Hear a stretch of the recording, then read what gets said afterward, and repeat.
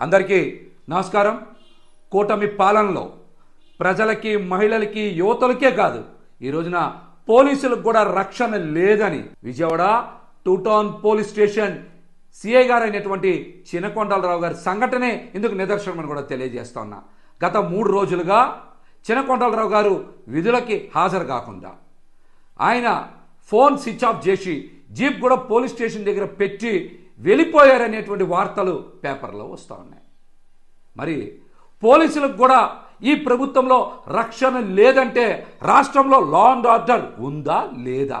అధికారం ఉందని అధికార గర్వంతో కూటమి పార్టీ ఎమ్మెల్యేలు ఇష్టానుసారం మీరు చెప్పినట్టు నడుచుకోవాలంటే మీరు ఉన్నది భారతదేశంలో అంబేద్కర్ గారు రాసిన రాజ్యాంగం అమలు చేసే దేశంలోనే మీరు గుర్తుపెట్టుకోవాలి. అంతేగాని మీ సొంత రాజ్యాంగాలు రాసుకొని మీరు ఇష్టానుసారం చట్టాన్ని అమలు చేయమంటే ఎవ్వరు కూడా ఉపేక్షించరు, ప్రజలు కూడా మీ మీద తిరగబడతారని హెచ్చరిస్తా. ఈ రోజున 2 టౌన్ సిఐ గారు అయినటువంటి చినకొండలరావు గారు చేసిన తప్పేంటి?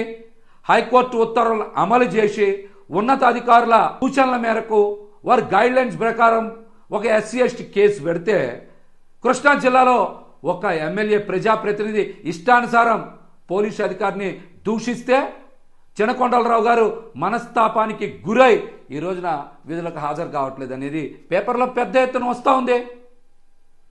ఎవరు ఉత్తర్వులు అమలు చేయాలి? ఇంకా హైకోర్టు వారి ఉత్తర్వులను పోలీస్ శాఖ అమలు చేయకూడదా?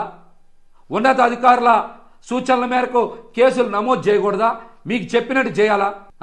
ఒక ప్రజాప్రతినిధి అయినంత మాత్రాన, మీరు ఒక ఎమ్మెల్యే అయినంత మాత్రాన, అధికారం ఉన్నంత మాత్రాన మీరు చెప్పినట్టు హైకోర్టు ఉత్తర్వులను బేఖాతరు చేయాలి, ఉన్నతాధికారుల సూచనల మేరకు పని చేయకూడదా? అంటే కూటమికి అధికారం ఉందని అహంకారంతో మీరు ఇష్టానుసారం లా అండ్ ఆర్డర్ని మీ చేతిలో తీసుకునే హక్కు మీకు లేదు. ఈ ఘటన మీద హోంశాఖ మంత్రి అనిత గారు ఇంతవరకు ఎందుకు స్పందించలా? విజయవాడ నగర పోలీస్ కమిషనర్ గారు ఎందుకు స్పందించలా? ఒక SHO గారికే విధులు నిర్వర్తించేటువంటి అవకాశం లేనటువంటి పరిస్థితులు ఈరోజు రాష్ట్రంలో ఉన్నాయంటే రాష్ట్రంలో లా అండ్ ఆర్డర్ ఎంత దిగజారిపోయిందో ఈ ఘటన మరొక నిదర్శనం. దీని మీద ఇంతవరకు విజయవాడ నగర పోలీస్ కమిషనర్ గారు ఎందుకు స్పందించాలా? ఇక్కడ ఉండేటువంటి స్థానిక ACP గారు కూడా లీవ్ పెట్టారు 2 వారాల పాటు అని మరి పేపర్లో కూడా ప్రకటించినట్టు ఈనాడు పేపర్లో వచ్చింది. నిజంగా ఆయన కనుక లీవ్ పెట్టి మీకు ముందే చెప్పి అనుమతి తీసుకొని ఉంటే వేరే స్టేషన్ సిఐ గారిని ఇక్కడ ఇన్ఛార్జ్ కింద వేసేవాళ్ళు కదా.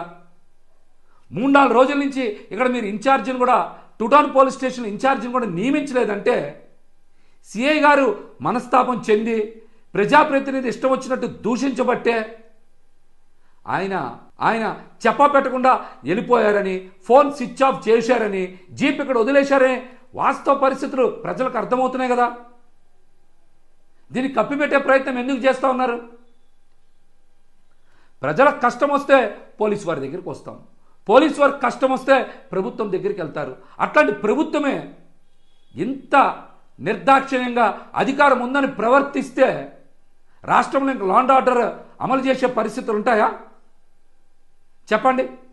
ఇది కూటమి ప్రభుత్వ వైఫల్యం కాదా? దీనికి బాధ్యత ఎవరు తీసుకుంటారు? ముఖ్యమంత్రి చంద్రబాబు నాయుడు గారు తీసుకుంటారా? ఉప ముఖ్యమంత్రి పవన్ కళ్యాణ్ గారు తీసుకుంటారా? హోంశాఖ మంత్రి అనిత గారు తీసుకుంటారా?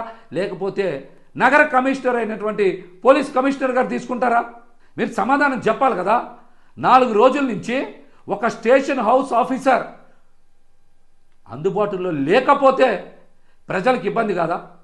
అత్యవసర కేసులు వచ్చినా, అత్యవసర పరిస్థితులు వచ్చినా ఎవరు ప్రజలకు అండగా ఉంటారు? వ్యవస్థల మీద, వ్యవస్థకే నమ్మకం పోతే ప్రజలు తిరుగుబాటు వస్తుంది.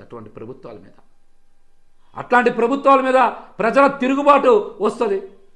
మేము ఇబ్బంది పడేటువంటి పోలీసు అధికారులు కూడా ఒకటే తెలియజేస్తున్నాం. ఈ రోజున వైఎస్ఆర్సీపీ నాయకులుగా మేమందరం కూడా ప్రతిపక్షంలో ఉన్నాం. మేము ఖచ్చితంగా అన్యాయం జరిగిన చోట, అవసరమైన చోట ప్రజలకి, అధికారులకి ఖచ్చితంగా అండగా నిలబడతాం.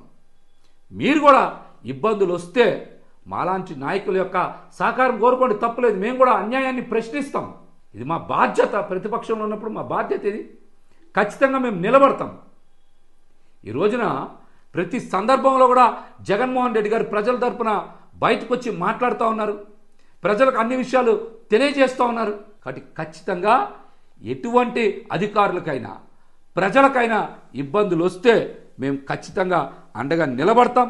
మాకు చేతనంత సాయం చేస్తామని కూడా ఈ సందర్భంగా తెలియజేస్తా. విజయవాడ నగర పోలీస్ కమిషనర్ గారు తక్షణమే ఈ ఘటన మీద దృష్టి సారించాలి. ఈ సమస్యకి పరిష్కారం చూపాలి. మీరు కూడా ఈ రోజున ప్రజాప్రతినిధులను హెచ్చరించే పరిస్థితిలో ఉన్నారు. హైకోర్టు వారు ఉత్తర్వులు అమలు చేస్తే ప్రజాప్రతినిధికి వచ్చిన నష్టం ఏంటి? పై అధికారుల సూచన మేరకు కేసు కడితే ప్రజాప్రతినిధికి వచ్చినటువంటి ఇబ్బంది ఏంటి? అధికారులు ఎవరి సూచనలు పాటించాలి? ఇట్లాంటి ఘటనల మీద మీరు ఖచ్చితంగా ప్రజలకి అధికారులకు కూడా మీరు వివరణ ఇచ్చుకోవాల్సినటువంటి పరిస్థితి ఉందని కూడా ఈ సందర్భంగా తెలియజేస్తా. మీరు వీలైనంత వేగంగా తక్షణమే ఈ సమస్యకి పరిష్కారం చూపాలి.